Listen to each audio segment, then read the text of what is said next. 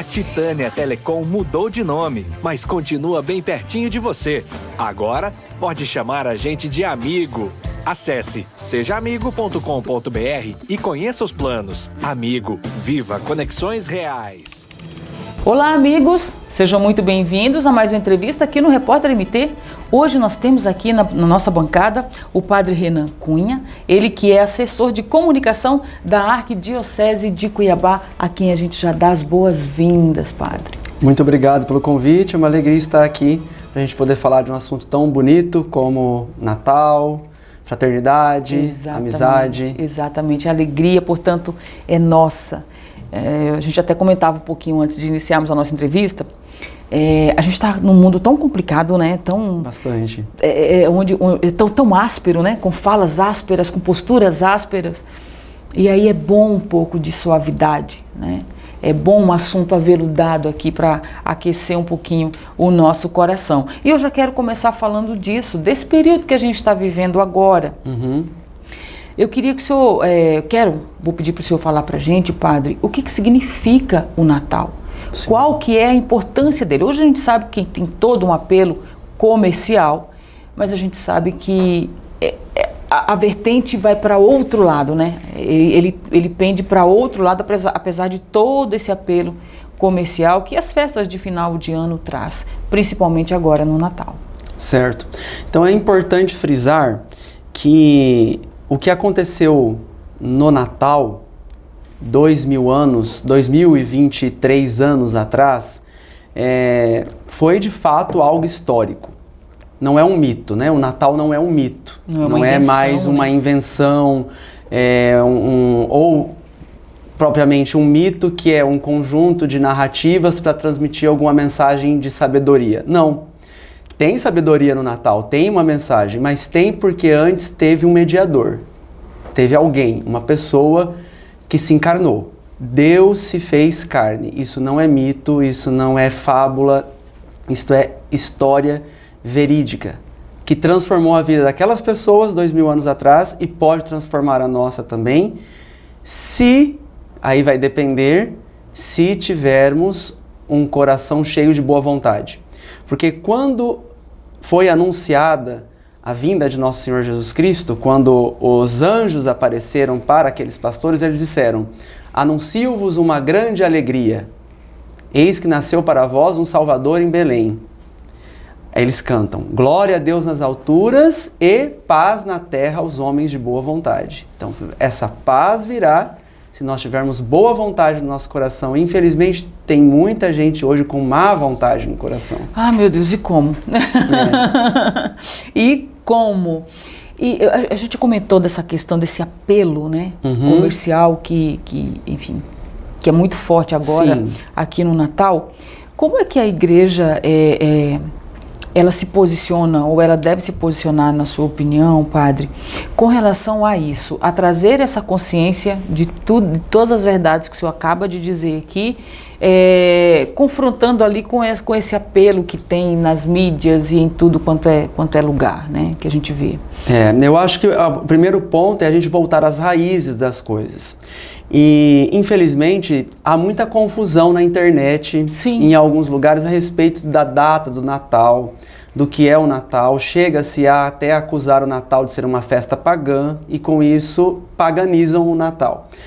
Por quê? Porque 25 de dezembro teria vindo dos solstícios de verão, seria a festa do Sol Invictus, etc. Então, por conta de algumas coincidências com outras datas, eles associam uma coisa a outra. Mas é um argumento completamente pífio, porque eu nasci 25 de fevereiro. Igual a mim, outras milhares de pessoas também nasceram no dia 25 de fevereiro. Então, temos uma coincidência. Agora, não temos mais nada em comum. Não significa que somos da mesma família, que somos a mesma pessoa e que temos a mesma personalidade e os mesmos propósitos. De igual modo, nós temos a certeza, assim, por tradição e por testemunho de várias fontes, de que, de fato, 25 de dezembro foi a data que Nosso Senhor Jesus nasceu, né? É possível fazer esse cálculo por meio da Sagrada Escritura, temos base, né, por conta daquilo que se fala da época em que João Batista nasceu. Jesus foi concebido 6 meses depois, então também se consegue calcular a época em que João Batista foi concebido, porque era o período em que o pai dele estava no templo servindo. Então, por meio dessas datas, nós conseguimos chegar a 25 de dezembro. Também tem o testemunho dos primeiros padres, Hipólito de Roma, etc. Então, temos esse fato histórico de que Deus veio nos visitar. Que bacana isso. E veio para quê? Veio para nos redimir. Veio para nos dar um novo coração. Então, se nós temos essa consciência de que não é só mais uma data pagã, mas uma data em que Deus, o verdadeiro Deus, veio ao nosso encontro, então ele precisa encontrar um lar no nosso coração. Não pode ser como aconteceu em Belém, que as portas estavam fechadas. A forma da gente combater esse consumismo é buscando a verdade que está por detrás e encontrando os significados das coisas. Eu não vejo problema em você comprar presentes e distribuir presentes. Mas com que intuito você está fazendo isso? Qual a intenção? Qual que é a intenção? A árvore de Natal, as luzes. Eu sou o maior incentivador de que você tenha todos esses enfeites. Mas o que está por detrás desses enfeites? Né? A própria a árvore de Natal. De onde que ela vem? A árvore de Natal é um símbolo da vida e da vida cristã, da vitória de Cristo. Porque havia... Como que surgiu a árvore de Natal? Havia uma comunidade que cultuava Thor, lá na Alemanha, isso no século VIII. Deus grego e... na verdade, da mitologia nórdica, né? O Thor dos Vingadores mesmo, né? O Deus do Trovão. E essa comunidade tinha muito medo de Thor, né? Eles tinham esse culto e por conta disso elas faziam sacrifícios humanos num carvalho dedicado a Thor, para aplacar a ira do Deus do Trovão. São Bonifácio, quando chegou a essa comunidade, ele vendo esse culto de sacrifício, esse culto pagão, então ele quis catequizar e evangelizar e acabar com esses sacrifícios desumanos. Então, justamente na véspera de Natal, no 24 de dezembro, em que ia ser feito um sacrifício, São Bonifácio impediu esse sacrifício e pegou um machado e derrubou o carvalho de Thor. E, posteriormente, naquele lugar onde era... Isso foi numa noite de Natal, né? 24 de dezembro para 25.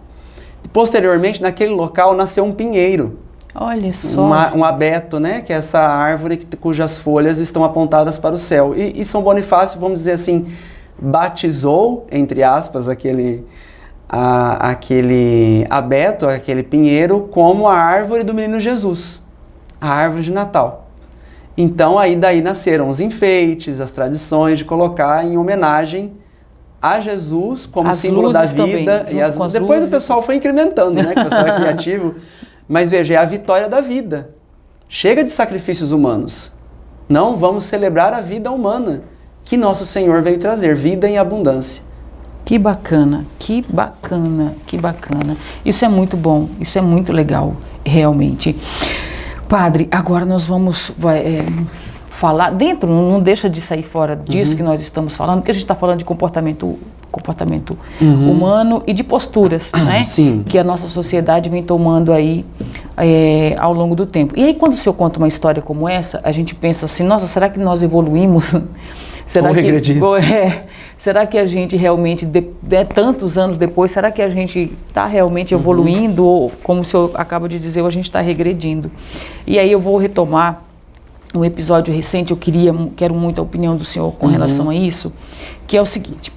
Recentemente, você que acompanha aqui o Repórter MT e as nossas redes sociais, vê isso e enfim, está nas mídias, nós vimos uma situação muito constrangedora, principalmente para os cristãos, independente se são católicos, evangélicos, enfim, mas para os cristãos, pessoas que realmente conhecem e acreditam ali em Cristo e seguem as Sagradas Escrituras.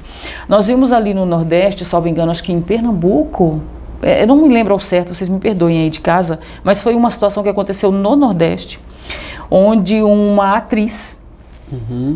ela estava ali fazendo um espetáculo E essa moça, ela toma as Sagradas Escrituras durante esse espetáculo, faz insinuações sensuais com a palavra e depois ainda rasga a palavra, não é?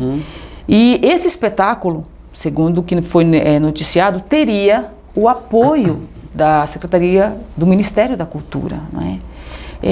O que a igreja pensa sobre isso, padre? Como que a igreja se posiciona diante de uma coisa assim? Ana, nós estamos vendo, eu não estou completamente inteirado desse caso que você citou, embora eu tenha visto alguma coisa, né? Acabei não me aprofundando, infelizmente. Ou felizmente.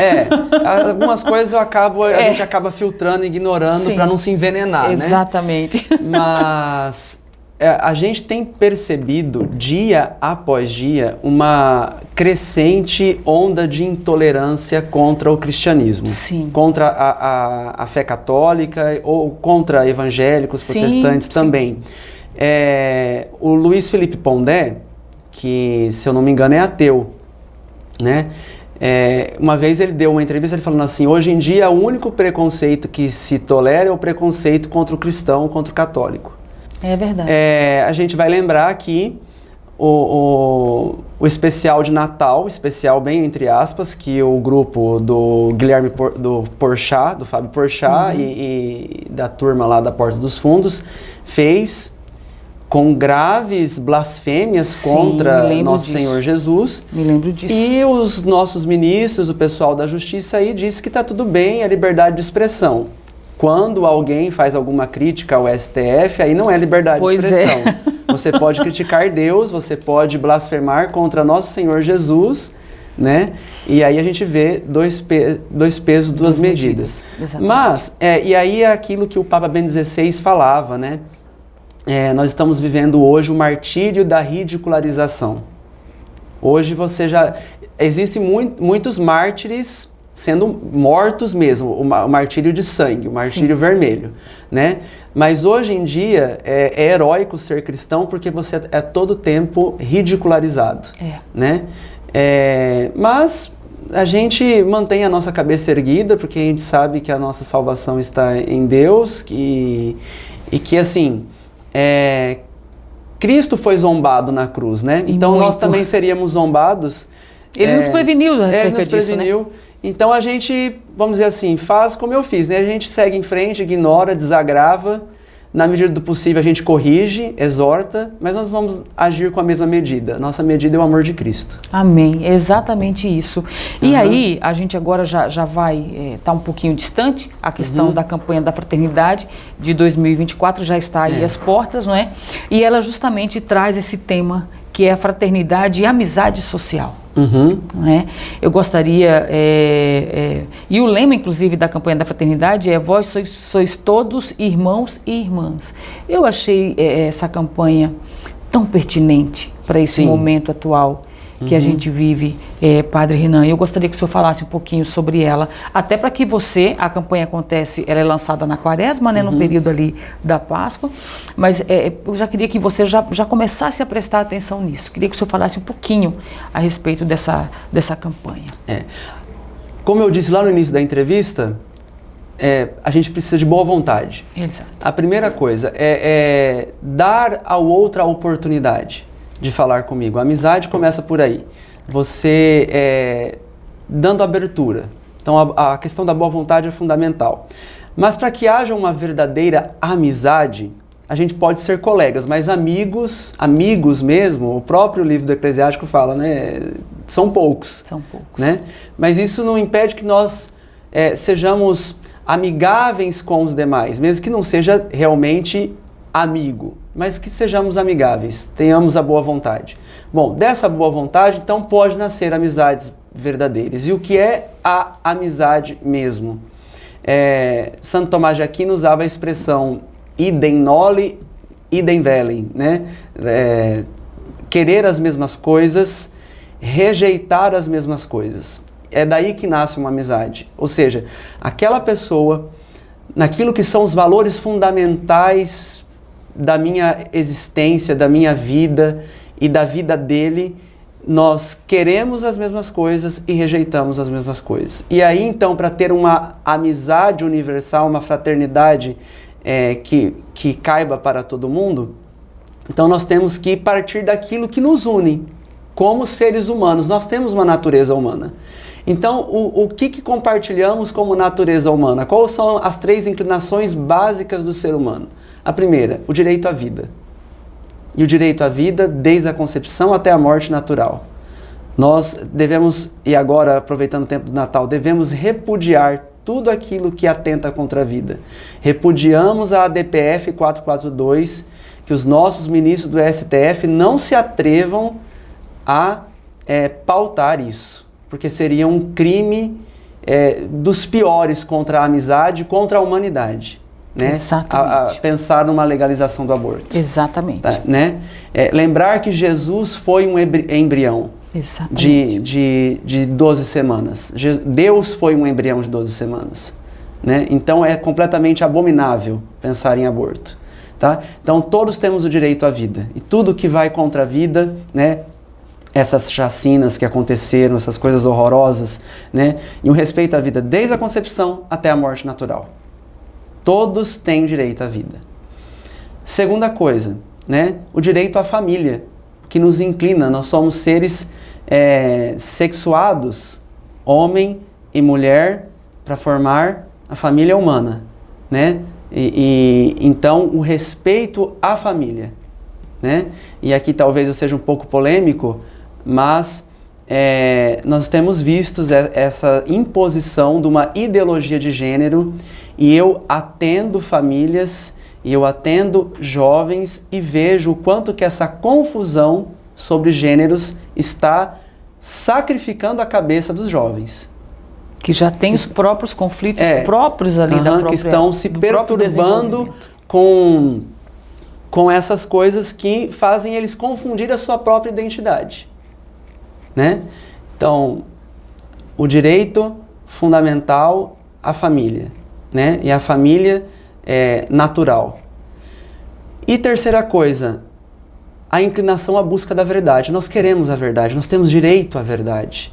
E a verdade em todos os sentidos, e no sentido mais profundo, que é de conhecer a Deus, de conhecer quem nós somos, de onde viemos e para onde vamos. E é na verdade que nós vamos nos unir. É sobre na verdade. Isso. É sobre isso. Que bom. E agora já na nossa, pra gente fechar com chave de ouro, meus amigos. Eu digo chave de ouro porque eu preciso dizer que concordo em absoluto com tudo que o senhor disse. E é exatamente isso. Portanto, Padre Renan, eu gostaria que agora o senhor deixasse uma mensagem, além de tudo isso que foi nos dito aqui, mas ainda de conforto, de reflexão, principalmente considerando o Natal, que já chega agora, e que a gente precisa ter consciência de todas essas suas pontuações, de todas as verdades que o senhor falou aqui pra gente. Gostaria que o senhor deixasse essa mensagem realmente de final de ano, aqui para as pessoas que estão nos acompanhando nessa entrevista. Então, durante o tempo do Advento, nós cessamos o canto do Glória na Santa Missa. Por quê? Justamente para nos prepararmos e adquirirmos esse coração cheio de boa vontade. E aí, na noite do Natal, nós termos condições de dizer glória a Deus nas alturas e paz na terra aos homens de boa vontade. Então, neste tempo do Natal, detenha-se diante do menino Jesus, detenha-se diante desse Deus que se fez tão frágil para nos dar a vida e vida para todos, seja qual for o seu conflito. Sim, todos são amados por Deus, independentemente do que você sente, da inclinação que você tem, mas Deus o ama para lhe revelar um projeto maior. Então se abra a esse projeto. Não tenha medo, porque a felicidade está realmente em acolher este amor. É sobre Feliz isso. Natal. E vocês, meus amigos, é isso, viu? Muito obrigada por você estar posicionado aí, acompanhando a nossa entrevista, vendo aqui a nossa conversa. Tomara que tenha, enfim, tomado consciência de algumas coisas, que de fato seu Natal seja maravilhoso, que você realmente viva esse momento tão especial, não é? E tão vivo e tão presente da maneira plena como ela deve ser, celebrando a verdade. Olha, a verdade também é que você precisa se inscrever no nosso canal, ora pois, justamente para ser notificado todas as vezes que a gente tiver um bom assunto aqui, que nós tivermos aqui na nossa bancada um novo entrevistado. Acione o sininho para você ser notificado toda vez que isso acontecer. Quanto a nós, você já sabe, a qualquer momento a gente volta com um novo assunto e também um novo entrevistado. Portanto, meus amigos, até qualquer hora. A Titânia Telecom mudou de nome, mas continua bem pertinho de você. Agora, pode chamar a gente de amigo. Acesse sejaamigo.com.br e conheça os planos. Amigo, viva conexões reais.